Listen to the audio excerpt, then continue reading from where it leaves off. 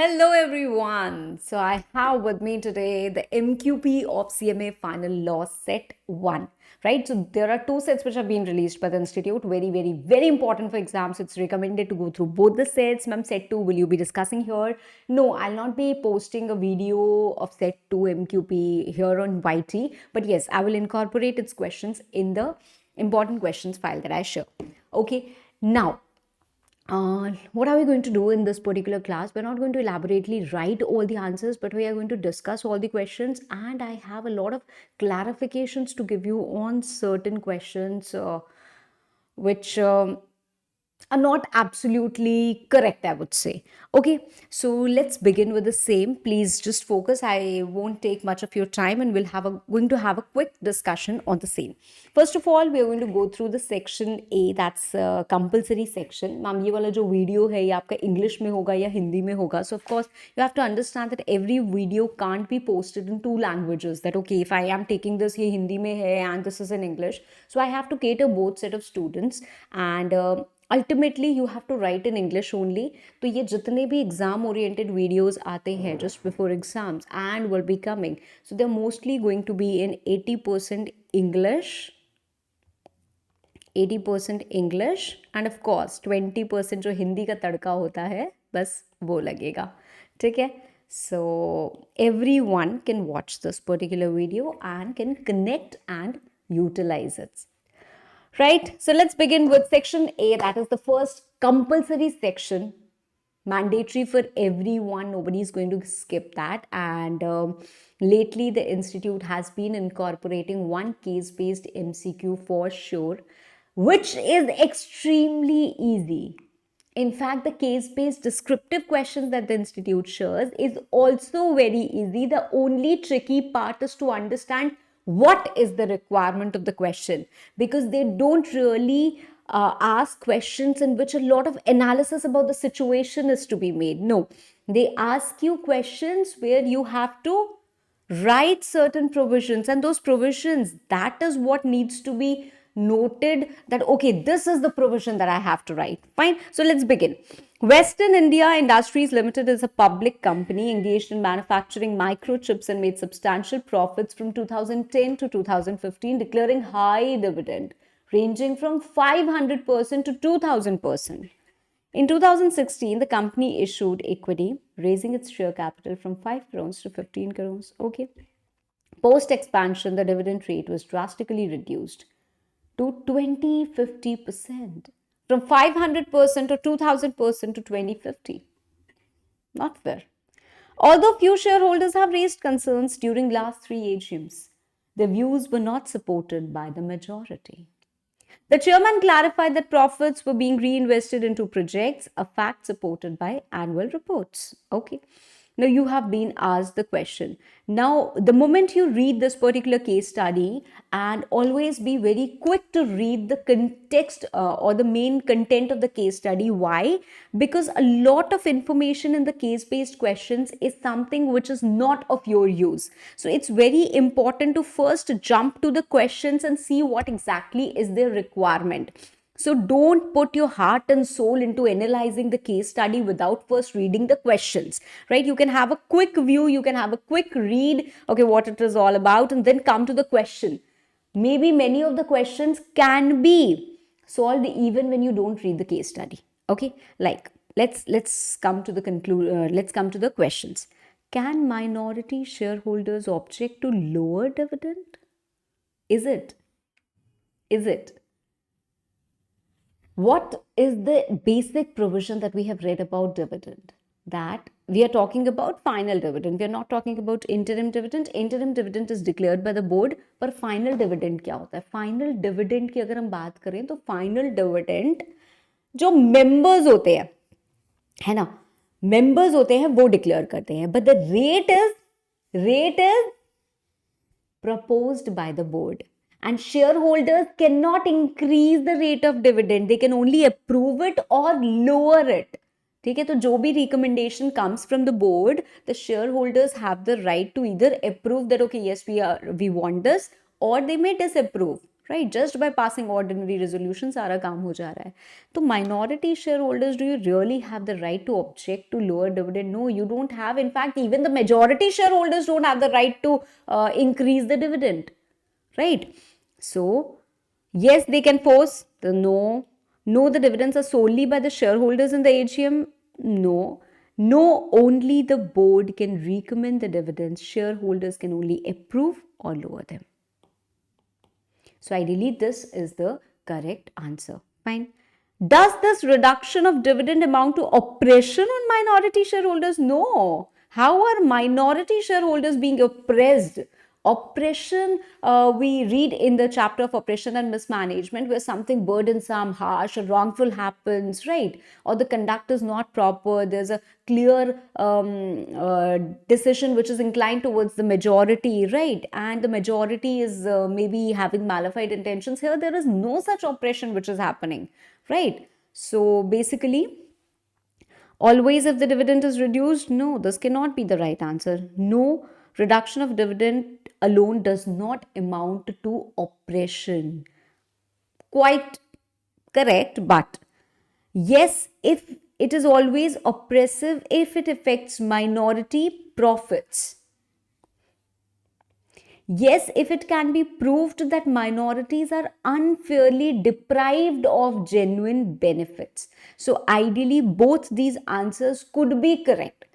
Just you're reducing dividend, that is not oppression. However, if it is proved in certain situations that, okay, majority are being given certain benefits in certain other ways, but these minorities are unfairly deprived of genuine benefits, then it may so happen, right? So the question is, ma'am, what should we mark as the correct answer? Because both the answers seem to be correct, right? So in the given case, the institute has suggested this particular answer, and I would also recommend you to go for this answer only. Got it?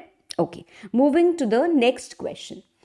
75 shareholders want to file a petition against management's decision. Is that sufficient? Or this particular question comes from two sources. One is the dividend and other is the oppression. Okay. So can they or they can't? Yes, they can file in SEBI. No, at least 100 shareholders are needed or shareholding holding 10% of issued capital. Yes, they can file in consumer forum. No, only directors can file such petitions. What rubbish. No, no, no. So it's all very, very, very clear. We know that the threshold requirement, we have read section 241, 242, 244, right? So obviously it's 100 members or members holding at least 10% of issued share capital, right? So here, if we talk about 75 members, well, if you are holding at least 10% of that issued share capital, you may file a petition, right? But this is the most appropriate question that this is the most appropriate answer that we see over here. Okay, we don't have any requirement or any such provision where the filing is done with SEBI or consumer forum. ऐसा कुछ भी हमने नहीं पढ़ा है ना. Do minority shareholders have any forum to raise their grievances in such matter? यार NCLT के पास तो आप जा सकते हो. साथ साथ अगर हम कंपनी की बात करें तो company also maintains a shareholders relationship committee या investors relationship committee भी आप उसको बोल सकते हो. ठीक है. So yes, if you have this problem, in fact SEBI loader में भी हम देखते हैं कि investor grievance के लिए हमारे पास एक अलग सी कमिटी होती है. If we are talking about the listed companies, ठीक है, तो वहाँ पे हम जा सकते हैं. We don't गो टू लोक अदालत, और सिर्फ यही रास्ता नहीं है कि भैया शेयर बेचो और निकल लो बिकॉज कोई सुनवाई नहीं होने वाली, nobody is going to listen to us. No, it is not that, right? So the correct answer is A. So all the four answers ideally are very generic. You don't read the case study, you don't need to. Even if you directly read the questions, you'll be able to answer. So that is why I tell all my students, please don't waste a lot of time in going through the case based. Right now it was very small, so we quickly read it, but sometimes the case based the case study is very long, right? So in exam, if it comes, don't get into that panic situation. You're quickly going through, you can just feed in the relevant information and first see the questions, then go back. Okay, moving to the next question. अब देखो, अब तो क्या है, बस first to four क्या थे, case based थे, बाकी तो इन जनरल ही आते हैं. So interim dividend is decided by, very simple question, I don't think I need to answer and I need to discuss, is decided by the board. I just told you. ABC Limited क्या है, एक company है which is registered in India. So it is an Indian company. With its 100% percent shares held by KYZ Limited, a company registered in UK having no business in India. ABC Limited is an Indian company. Why Indian company? Because it doesn't matter where who your shareholder is. If the company is registered in India, it is going to be an Indian company only. Now many students also have a question and a debate about option C, right? Because this looks more appropriate, then why have you marked option A? This looks like it is written that it is a wholly owned subsidiary of a foreign company but Indian company. This looks undoubtedly more appropriate, right? But why this is not the answer? Because KYZ Limited is not a foreign company. Ma'am, it is an Indian company. No. There are three things that you have to understand that we have read about. One is an Indian company. Second is the company incorporated outside India. And the third is a foreign company, which means those companies incorporated outside India which have a place of business in India and conducts business activity. So this particular company does not have a place of business in India. So it is only a company incorporated outside India, not a foreign company. So this particular option would not be more appropriate, right? Okay, so you have to understand that basically we might refer it to as it is it has a foreign holding, right? So we say that ABC Limited, you are a wholly owned subsidiary of a foreign company. So in general parlance, we may say that. But when we go into the technicalities, we'll understand that no, we cannot write this particular option as the correct answer. Okay, moving to the next question. Adjudicating authority in case of personal insolvency is DRT. The Insolvency and Bankruptcy Board has power of, this I am mentioning, has power of which court in case of it wants to issue summon. Here they shouldn't be writing like this, they should be writing like DRT only, but anyways the answer is very clear that it's civil court and not here. And while trying any case, they have the powers of every adjudicating authority has the power of civil court only. Okay, at which level of corporate governance is more important in a company? Well, corporate governance is undoubtedly important at all levels, but more relevant, it's going to be at the top level. Why? Because corporate governance flows from top to bottom. The policies are being made by the management, made at the top level, and the other employees only are supposed to follow it.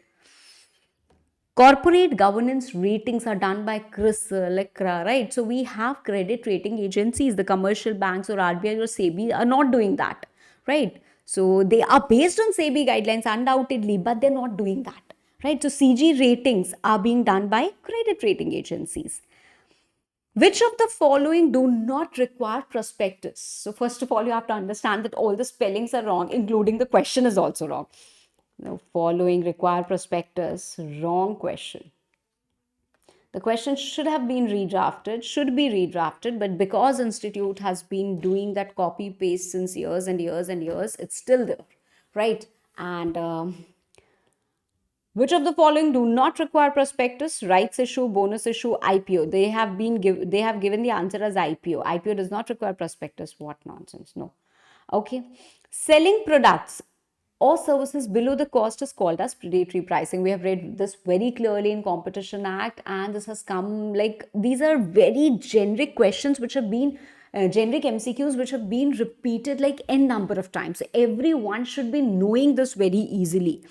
Should be knowing this. Competition Act has replaced MRTP Act. Banking Regulation Act was enacted in the year 1949. IDA was established in 1999.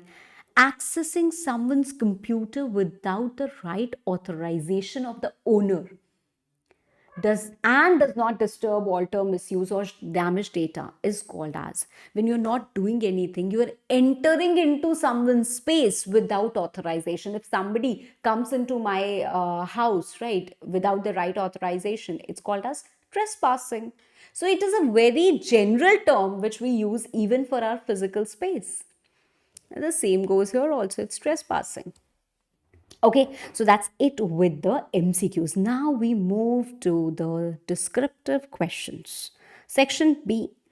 And if I talk about the tips about writing the answer paper, that I will follow and that I will tell you later, right? But yes, one very simple thing which I think everyone knows and it's very important to do that is that whichever descriptive question you choose to answer first should be your best. You never get a second chance to make that first impression.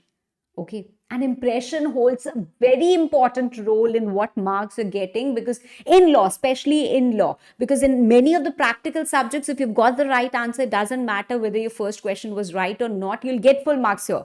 But in law, it matters, right? Because you also get some generic marks. You have written points, you're getting like, okay, 2, 2.5, right? But when that adds on, undoubtedly there is step marking in law. Don't worry about that. It's not that, okay, you have written the entire answer and not getting any marks. Either you're getting full or zero. No, you get for the points that you write. Still, whatever is your first impression, that has a role to play in your subsequent answers also. The following is the extract of balance sheet of XYZ Limited as on 31st March. Okay, so we have this. The yield of government security may be taken as under. ABC Limited has approached the company for grant of secured loan for 40 lakhs for a tenure of 40 months. Evaluate, can this loan be granted by board of directors at the interest rate of 6.5%? Critically assess whether your answer will be different if the loan is for 45 lakhs. So this is the question which has been asked, and this is not the first time we are seeing this question. We have seen this question before. So most of you might know this, right? But still we will quickly discuss this. In such type of questions, it is a proper case-based question, right? It is not a descriptive question. You have to analyze the situation, you have to write about the provision, then you have to do that calculation and come to the conclusion, right? So it has to be divided basically into 3 parts, and the first one, the most important one, is provision. But here you will also get marks for analysis and definitely conclusion, right? So first portion is provision. If you switch to the answer over here, the suggested answer which is given over here, I would say if you write the suggested answer, you'll not get marks. You'll not get full marks. Why? Because it is an incomplete answer which has been written over here. When we are talking about section 186, we are not supposed to only write that a company will not acquire the securities of other body corporate. No, there are 3 points. There are 3 points and all 3 needs to be mentioned. In fact, the question is not even about this particular point. It's about loan.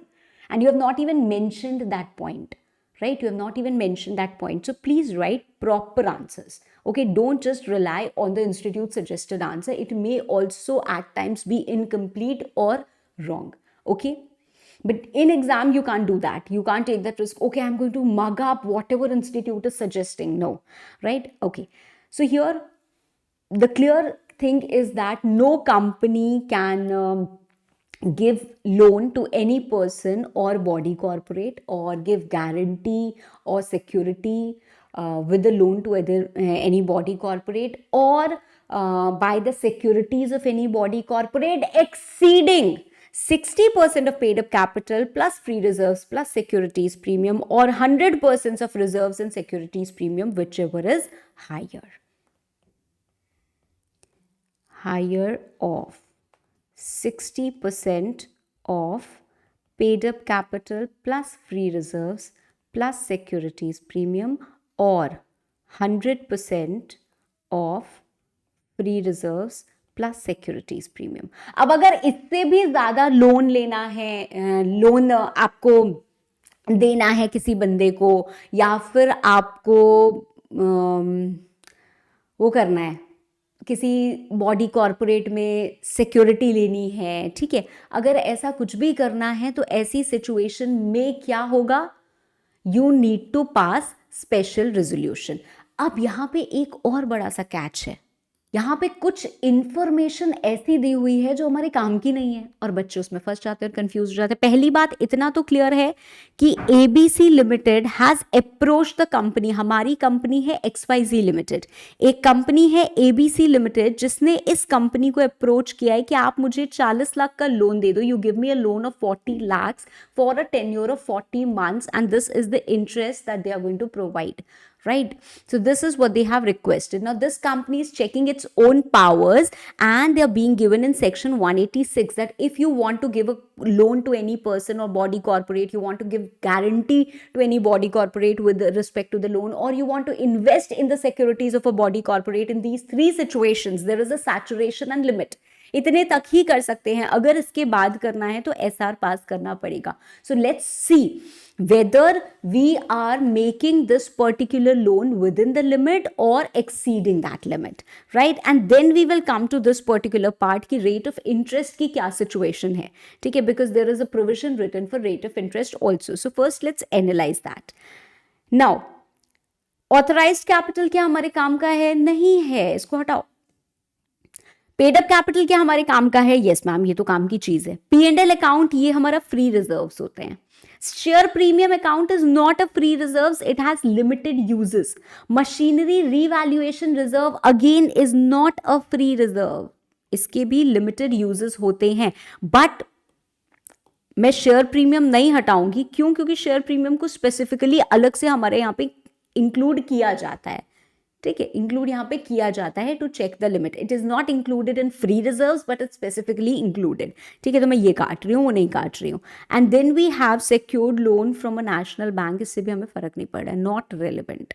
Okay, so this is not relevant, this is not relevant, this is not relevant. तो अब बचा क्या हमारे पास? Paid up capital कितना हुआ? 40 plus free reserves कितना हुआ? 22 plus securities premium 10. तो 4 5 6 7 72. 72 का 60% कितना आएगा? निकालना पड़ेगा, नहीं तो हम लोग आंसर से थोड़ी सी चीटिंग करेंगे, ठीक है? 60% ऑफ 72 आएगा 43.2 एंड 100% ऑफ दीज टू आएगा 32. Higher of the two, higher of the two, है ना? तो ये आ गया 43.2. तो मतलब यहां तक का अगर लोन देना है तो it can be done without passing of SR. आप क्या कर रहे हो? 40 lakhs का ही तो आपको लोन देना है. So this can be done without passing SR. There is no problem at all. The company can give loan with the approval of board. There is no need to pass SR. If it exceeds the limit then you will be needing SR, ठीक है? अब दूसरा आता है rate of interest. Rate of interest में एक simple सी चीज दी हुई है कि भाई जो भी आपका टेन्योर हो उसके अकॉर्डिंग जो आपका रेट ऑफ इंटरेस्ट होता है, ठीक है? जो गवर्नमेंट सिक्योरिटी का जो क्लोजेस्ट रेट ऑफ इंटरेस्ट होता है, जैसे गवर्नमेंट सिक्योरिटीज अगर दे रही हैं तो वो रेट ऑफ इंटरेस्ट दे रही है may be 9% for 1 year, 10% for 2 years, 10.5% for 3 years, जैसे भी जो भी दे रही है, राइट? सो उनका जो भी क्लोजेस्ट हमें वो मिलता है. The loan can't be given at any rate of interest lesser than what is prevailing yield of government securities, ठीक है? कहने का मतलब ये होता है कि यार company, if you have extra money and you're giving loan, you don't give loan, you invest in government securities, you're going to get that money. That is for the benefit of the stakeholders. Yes, if you want to give loan and you're getting at least that yield, then you do that. Okay, then you do that. तो यहाँ पे क्या है? हम लोग loan दे रहे हैं कितने टाइम का? हम लोग लोन दे रहे हैं 40 months के लिए. 40 months का मतलब क्या होता है? It's somehow close to 3 years only, है ना? यहाँ पे 1 2 3 साल का ही तो दिया है, तो भाई इससे कम रेट पे तो आप नहीं दे सकते. आप बोल रहे हो हम 6.5 पे देंगे, नहीं दे सकते. You have to make it minimum 6.9, ठीक है? चलो, let's move to the next question. तो ये बढ़िया वाली केस स्टडी थी. Explain the limit with regard to remuneration fixed by CG or the company under section 200 of the Companies Act. So this section is basically like an instruction manual कि जो बताता है company को भाई if you don't have sufficient profits तो आप excess remuneration मत दो. Consider certain factors because the company or the CG has the power to fix the limit, right? So section 200 exactly, it's a descriptive question and you have to write about all the factors. That whenever you want to fix a limit, you have to see what is the financial position of the company, how much company can pay. Maybe the company has not earned sufficient profits this year due to a certain reason, but it has been doing great. It has a lot of free reserves. Then of course you can give more remuneration to your directors, right? What is the remuneration he is drawing in any other capacity, maybe, or from other companies? He's serving as a director in 5 more companies and he's drawing great remuneration. So it's not going to affect him much, right? He has a very good professional qualification and experience. If we don't give the remuneration, he might leave and walk away, right? He might resign and we need him, right? So you have to consider all the factors and based on that, do that. So we have this written. CG also looks at these following matters. So it's a descriptive question. I'm not getting into a lot of detail. Undoubtedly, you have to learn it and you have to write it.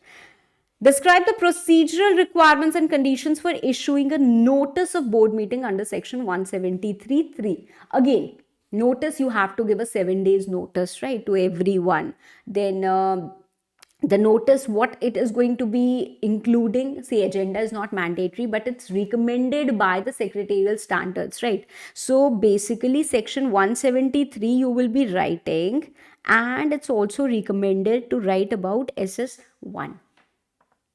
As much you know, they have written quite more content than required, but whatever you know, you just write it. So again, it is a very direct descriptive question and does not require much to discuss about. Next question is, let's talk about this because this is something that I really want to discuss. In a scheme of reconstruction by multinational company listed in India, the company wanted the minority shareholders to get out of the company by selling their shares back to the promoters at a price determined by the promoters. So there is some reconstruction happening in an MNC, which is listed company, which is a listed company. So basically, the company wants that whoever is the minority shareholders, like I have shares of 2,000, 5,000, 10,000, right? I don't have much shares. I should sell it to the promoters at whatever price the promoters are saying, right? The minority shareholders were not given a choice whether they wanted to tender their shares or not. Okay.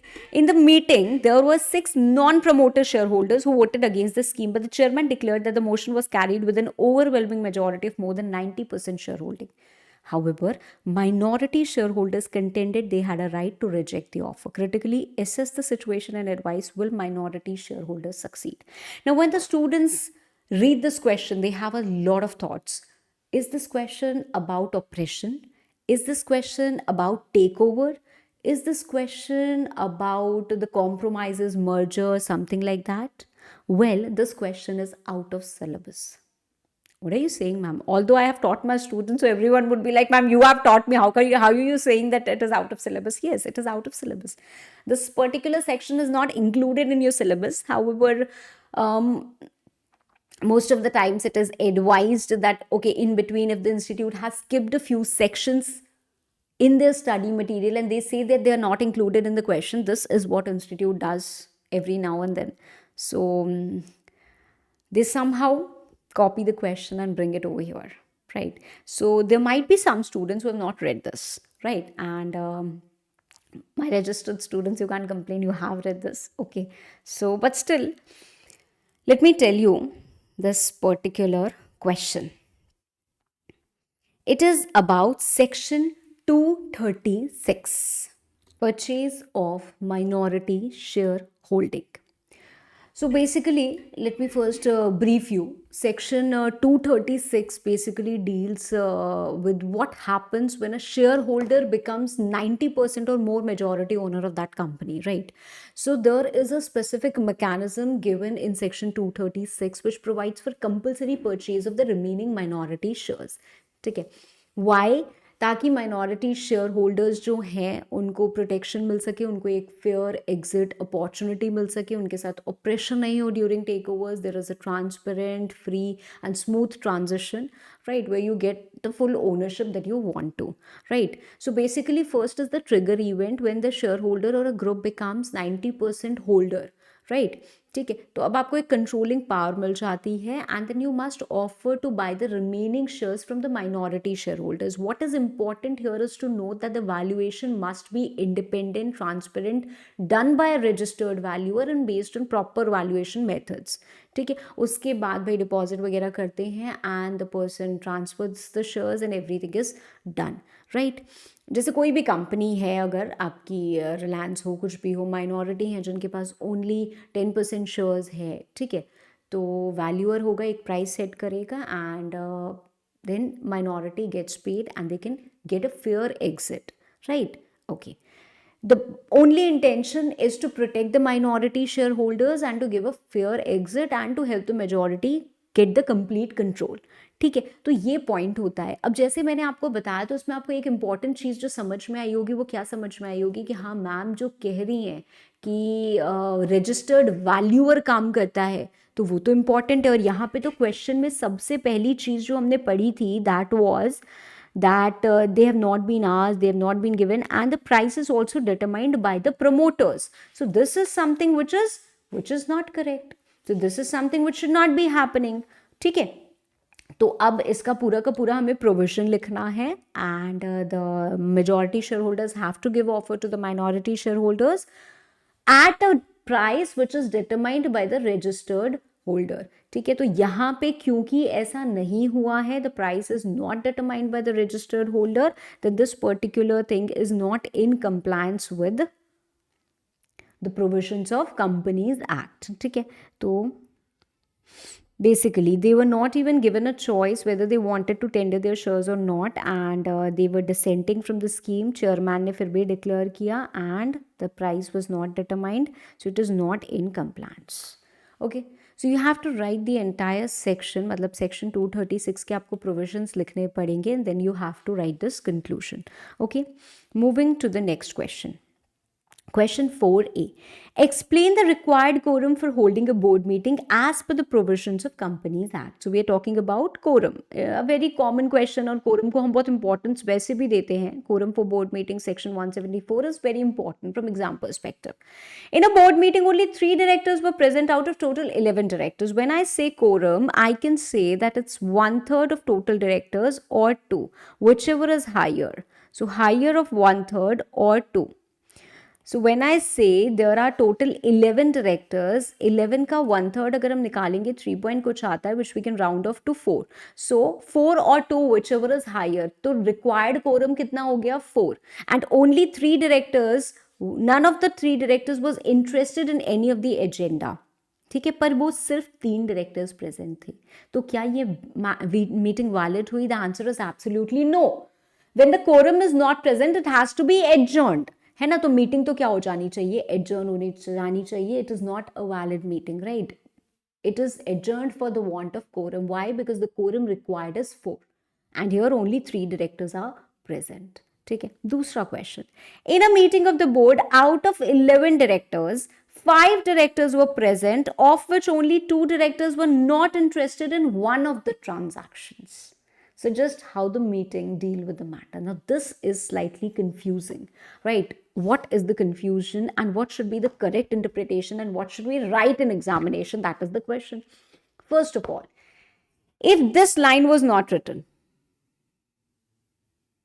if this line was not written, I would have told you clearly कि यार 5 directors आए जिसमें से 2 ही not interested थे. That means 3 directors were interested and only 2 directors are there.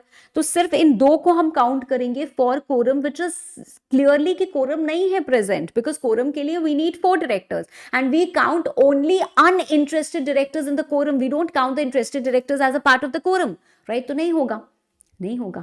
But because it's written in one of the transactions, that means may be when the meeting started. बहुत सारे transactions हैं. So when the meeting started, 5 directors are present and they are all not non-interested directors. So of course it can be said कि हाँ meeting में quorum था and meeting proceed करनी चाहिए. But जब एक ऐसा transaction आया when only 2 directors are not interested, non-interested directors सिर्फ और सिर्फ 2 हैं, तो अब क्या होगा? How should the meeting deal with the matter? यहां पे थोड़ा सा इनकरेक्ट इंटरप्रिटेशन भी लिया हुआ है, ठीक है, because they have said that the required quorum comes to 4 directors, 5 were present, so the basic requirement is fulfilled. Now during one of the transactions only 2 directors were not interested and this requirement of section 174(3) is met with. No, ideally it's not met with, क्योंकि जब हम बात करते हैं ना section 174(3) की, तो वो ये चीज़ हमें बोलता ही नहीं है.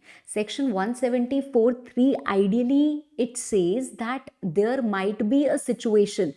कैसी situation? जब number of interested directors is equal to number of interested directors is equal to or more than 2/3 of present directors. नहीं, 2/3 of total strength. ठीक है, 2/3 of total strength of board of directors. तो अगर ऐसी situation है तो ये hit करता है. क्या ऐसी सिचुएशन है? टोटल नंबर ऑफ डायरेक्टर्स हमारे कितने हैं? 11.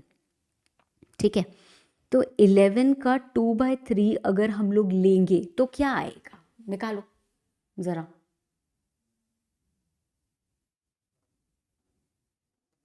7.33.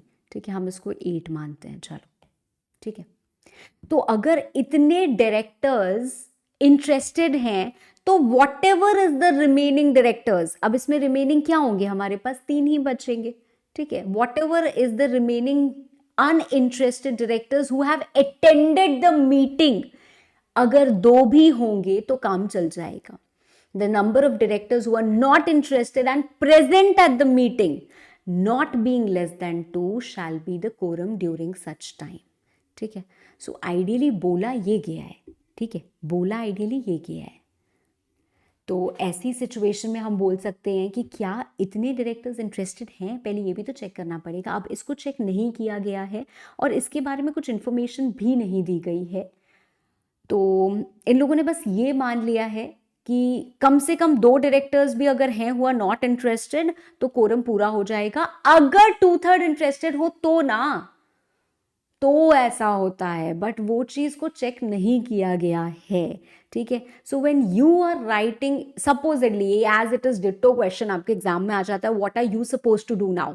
Right, you are suppose to write the entire provision correctly. That is the most important thing. तो जब आप प्रोविजन लिखोगे ना, if at any time the number of interested director is more than or equal to 2/3 of total strength of directors, then the number of directors who are not interested and present at the meeting can be the quorum, provided they are not less than 2. ठीक है, or they are at least 2 in number. So in the given case, in the absence of information, we can conclude that 2 directors who are not interested were present in the meeting and they fulfill the requirement, hence the quorum is present and it's going to be a valid meeting. ठीक है, क्योंकि हमें बाकी directors के बारे में पता ही नहीं है ना कि यार 11, यहाँ पे तो बस यही लिखा है 2 were not interested, मतलब बाकी इंटरेस्टेड थे और जो आए नहीं क्या वो भी इंटरेस्टेड थे, तो आप समझ लो. ठीक है, गॉट इट. सो यहाँ पे आंसर कंक्लूड यही करना है, but you write the provision very properly. Okay, and in the absence of complete information आप ऐसे करके लिख दो. ठीक है, then moving to the next question. United Social Services Limited is a company formed by 10 professionals with 1 lakh paid up capital by each promoter. The company intends to give various services to NGOs and social sectors with marginal profit. Though the registered office is in Delhi, the company wants to work pan-India. Critically assess, क्या ये company NPO है? No. क्यों? क्योंकि आप marginal profit पे तो काम कर रहे हो ना, तो अगर आप profit making entity हो, you cannot be NPO. If not, can it be converted to NPO? हाँ, conversion तो allowed है ही है ना. तो आप एक प्राइवेट कंपनी या पब्लिक कंपनी को बिल्कुल सेक्शन 8 कंपनी में कन्वर्ट कर सकते हो. What is to be done for the conversion? You have the conversion process, आपको पूरा का पूरा लिखना पड़ेगा. जब कन्वर्ट कर लिया जाएगा तो क्या प्रमोटर्स को डिविडेंड मिल सकता है? No, because once you converted and you become a section 8 company, it's completely prohibited. You can't give और डिस्ट्रीब्यूट डिविडेंड. ठीक है, तो नहीं कर सकते हैं. चलो, discuss the disqualifications of auditors under section 141(3). again direct question, पूरा का पूरा आपको वो लिखना है. ठीक है, कि क्या grounds of disqualification होते हैं. you have to write that entire thing, right? moving to the next question. अब ये आता है फिर से एक case based question. ठीक है, Mr. Ajay, an advocate in the business of providing professional services like filing of petitions before tribunals and courts. So, pehli information what it is, that Mr. Ajay is an advocate who regularly files like applications before NCLT. ठीक है, यहाँ पे petitions लिखा हुआ है तो हम समझ सकते हैं कि maybe there is an advocate who is regularly filing insolvency applications before court, because when you want to file an application you need to route it through an advocate, right? The first point of communication that you reach is to hire a lawyer, right? And then we want to make an insolvency application, so you move over there, right? Okay, Mrs. Sonali is wife of Mr. Ajay and is a registered IRP, okay, insolvency professional, registered IP with IBBI. Mr. Ajay, in his capacity of an advocate, filed many applications before NCLT, okay, and his wife, being IP in her own professional capacity as IP, in all the cases her husband takes up. See, you just think of this as perspective, that there is somebody who walks up to me and says that I want to file a petition against this particular company. I said, fine, why not? You tell me what all the details are there. We'll get this done. This will run into insolvency. You'll get your money. Don't worry about all that, right? So I am like an advocate and who is doing all of that for you. So I file an application, and then the person who's going to facilitate the entire process is my husband. So don't you think that particular husband will compromise on his independence and will favor the client? Yes or no? Favor my client? Yes or no? Okay. Mrs. Sonali, within 6 months of becoming IP, accepted 8 such assignments. She does not have any prior experience. While considering one of the applications for CIRP, NCLT observed that the fees charged by Mrs. Sonali is exorbitant, very high, huge. Mrs. Sonali contracted with the applicant to not only act as IRP but also as RP in all 8 assignments that she accepted. Because IRP and RP can be different, right? So first of all, IRP is appointed and thereafter RP is appointed, right? But she acted as IRP and RP in all the 8 assignments. You are definitely not getting these assignments based on your professional competence and integrity, I would say. Yes or no? Okay. So analyze the situation and discuss the answers. Is Mrs. Sonali right in accepting the assignments when it was her husband who proposed her name? Well, I am sure each one of you would have understood the answer. That is never a concern, right? You know, okay, I get this case study and I understood the answer. By my basic logic and sense, I can say that she was not right. No. Right. But then what to write in the answer? What to write in the answer? The last 2 ones are very, very simple ones, and they would carry probably more marks because they exactly tell you, okay, you have to restate the provision. Provision as on duties of IRP, that's a very generic question, have been asked n number of times. That is what you have to restate over here. And what is the time limit? The time limit is 180. One time 90 days extension can be granted, so that is 270. And if you want to further go, then include, let's not get there, okay? So that is the time limit. We all know the duties. We all know, okay, you have to state all the duties. But what about the first and the second part? IBBI has issued a show cause notice to Mrs. Sonali based on the adverse remarks made by NCLT. Is IBBI empowered by the code to show a show cause notice even without a complaint made against it? So these are the 2 questions. The answer is yes. But then what is the underlying provision? Because we need to substantiate our conclusion with a proper provision, right? ऐसे ही तो नहीं लिख सकते ना कि हवा में हाँ ना, तो बस हाँ ना जैसे ही नंबर मिलेंगे, कुछ तो लिखना पड़ेगा ना. तो क्या लिखेंगे? There are two prima facie reasons. First, there will be compromise of independence, right? Because we always need that, okay, IP has to be fit and proper and should not have any conflict of interest, should be independent, right? And there is second, that there is doubt on professional competence, right? Because clearly you don't have much experience, and the quality might suffer. In fact, the fees you're charging has to be charged only when you gain that experience, right? So based on these two situations, we can conclude that the code of conduct requires IP to maintain complete independence, and it is not correct for Sonali to accept this because it might affect her independence. Moreover, she is not professionally competent as she lacks the experience. Okay, write this point also, because there are two valid points for the same. Okay, now IBBI, yes, you can issue a notice even without any complaint made against IBBI. You are the statutory regulator, you have the power, you can investigate, you can take disciplinary action. That is completely your call. Okay, that you can do suo motu also, right? Based on whatever information you have gathered. You need not wait for a complaint. Okay, so that is it. Then there are the duties, and then this is the time limit. See, provided the process be mandatory, completed within 330 days, including any extension. Oh my God, I am just so happy to see this. My dear, dear, dear students. Actually, my students have been, and I am sure you all also must be like struggling with this, because institute did not write this. Institute has everywhere written 360 days. It's not 360 days. So I stopped there because I was expecting again there will be a conflict and I need to explain you the entire thing. 180 days is the general time limit to complete the CIRP. You get a one-time extension of 90 days that comes out to be total of 270 days. However, if there is any case which is pending, if there is any legal proceedings which have to be done, including that CIRP has to be completed within 330 days. That is what is written. So including any extension because of any legal proceedings or etc. etc. Okay, so it has to be completed. This is what the limit says. And if at all you find in institutes any publication 360, please forget it, because institute has finally taken a step, or maybe okay, let's not get there.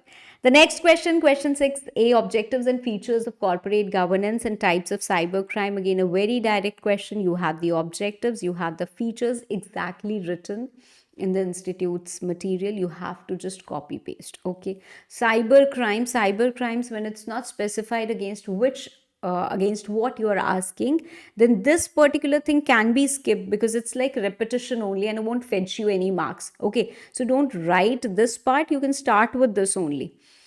So write the heading, that's very important. Like you're writing terrorism, it's very important, and then explain it in one line, right? Make sure to include as many keywords as you can. Next, we move to question number 7. Explain the obligations of target company and obligations of the acquirer. Right? So very simple, again a very common question. So if you are an acquirer, you're going to acquire, you need to ensure that you have financial arrangements, right? You have got the statutory approvals. Then there are certain things which you cannot do, right? You can't sell the shares of the target company, right, during that offer period, right? You will be responsible. So there are in general certain points which you have to keep in mind. Just a second.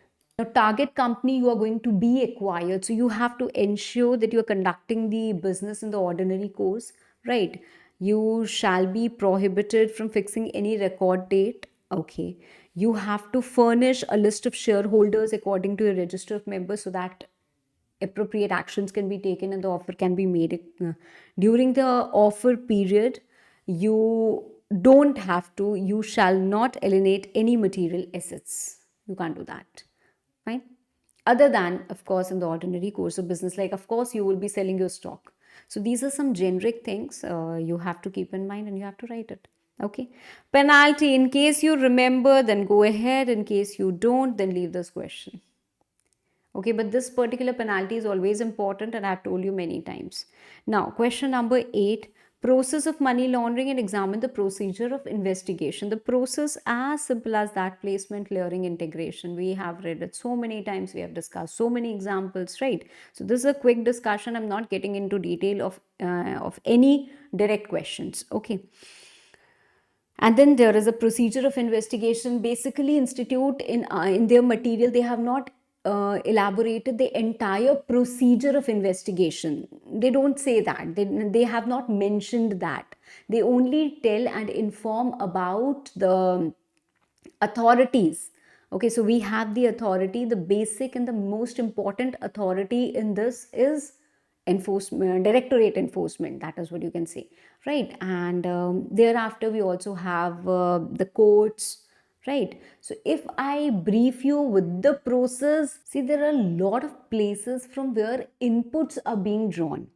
Like maybe there is any FIR, etc., right? Maybe there is some information from the income tax department. Maybe the banks have reported some suspicious transaction reports. Maybe RBI has noticed something in some account and they have asked the banks to give more information about the same, right? Or to check, right? We get a lot of inputs from financial intelligence, right? So FIUIND has also been created, right? So, if there is anyone who's involved in that money laundering, there comes a reason to believe or anything like that, then enforcement directorate is empowered to carry out investigations to attach property, right? Apart from that, the act also sets up an appellate tribunal which is going to hear appeals, right? And the authorities like FIU, in that is something that you already know. We also have special codes designated under PMLA, and it also provides for reciprocal agreements just to ensure that the cross border money laundering that's happening, there is complete cooperation between countries, right? So these are the main things.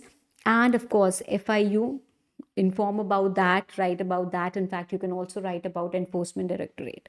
Okay, so these are the things that you can undoubtedly include.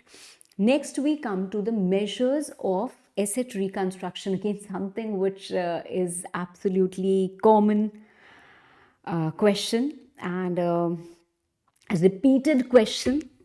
So Section 9 of SARFAESI Act gives the power कि जो securitization company या restructuring company होती है हमारी, ठीक है, उनके पास power क्या है, that they can acquire financial assets, right? And they can restructure them, right? And how do they reconstruct? मतलब क्या क्या measures use करते हैं for reconstruction? Basically, अगर एक ARC company है यार, they want to improve the business operations. Like supposedly I have taken एक NPA मैंने ले लिया, बैंक से एक NPA खरीद लिया, ठीक है, ARC हूँ मैं, एसेट रिकन्स्ट्रक्शन कंपनी, राइट? मैंने क्या किया, एक NPA खरीद लिया, बहुत कम प्राइस में खरीद लिया, ठीक है। अब मुझे दिख रहा है that this is a factory जहाँ पे कोई अच्छे मैनेजर्स नहीं हैं and they are not able to improve the production, बहुत ज़्यादा वेस्टेज होती है, the labours are not in control. So right, I believe that I can turn this around, right? So I replaced the existing management और मैंने कुछ और लोगों को अपॉइंट किया to run the business. Can I do that? Yes, of course you can do that. So basically you can take over the management of the business of the borrower. Likewise आप कुछ part को cell कर सकते हो, कुछ lease पे दे सकते हो, you can reschedule some payments, you can enforce the security interest if you want to. मतलब बैंक ने अगर किसी को लोन दिया होगा तो सिक्योरिटी भी ली होगा, पर बैंक वो सिक्योरिटी इंटरेस्ट को एनफोर्स नहीं कराना चाहते. आपने जब लोन खरीदा तो आपको सिक्योरिटी भी मिल गई, you are getting that enforced, right? Settlement of dues, settle कर लिया कि चलो ठीक है, 10 रुपये नहीं है, 5 ही रुपये दे दो and we settle it, right? Taking possession of secured assets, taking in your control, right? And then conversion of any portion of debt into shares कि चलो तुम्हारे पास पैसे नहीं है तो मुझे equity दे दो, right? So all these things are the measures of asset reconstruction which ARC company does. So these are very simple generic points, simple points, ठीक है ना? So that is it for this quick discussion. Of course, अगर कोई भी और doubt हो, you can always drop in the comments and I'll try to reply. Thank you.